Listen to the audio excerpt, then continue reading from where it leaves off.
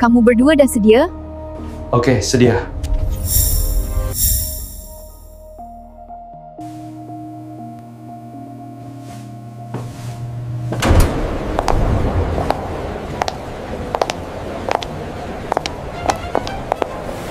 Itu dia Magician Bob dan Amir.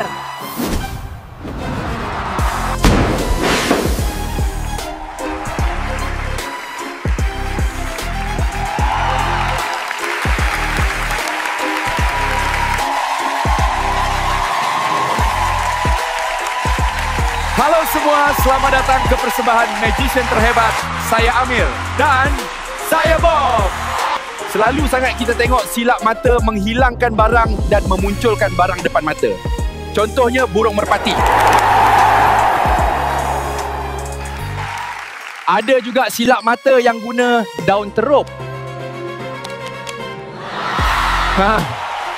Kali ini kami akan buat magic yang paling gempak. Kita akan munculkan wang berbilion di atas stage.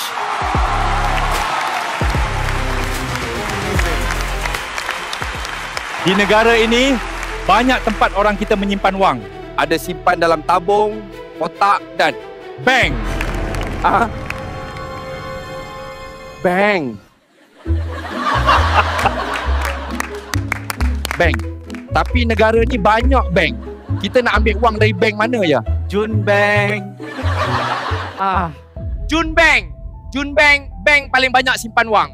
Apa kata kita rompak Jun Bank? Bagaimana semua?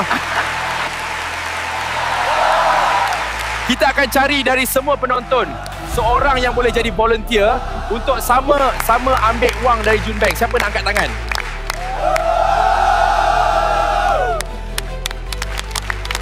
Okey, sebelum tu kami akan bawa masuk kotak kaca ajaib. Kita akan gunakan kotak kaca ini untuk memasukkan volunteer kita supaya dapat mereka terus menuju ke lokasi, iaitu Jun Bank. Nak pilih mana satu ya? Kalau aku pilih yang seksi. Ada uncle di sana tu.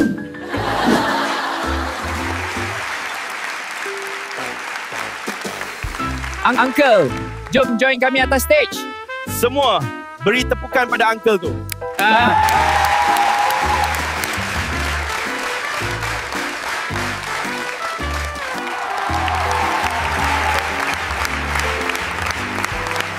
Uncle dari mana? Dari tadi.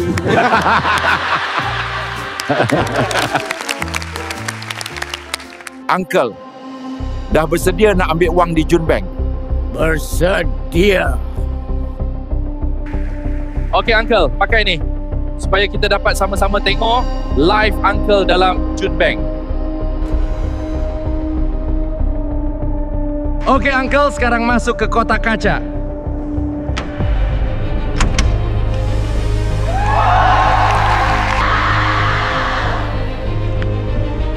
Uncle dah bersedia? Okey, dalam kiraan 1, 2, 3. Dah hilang. Okey, dalam kiraan 1, 2,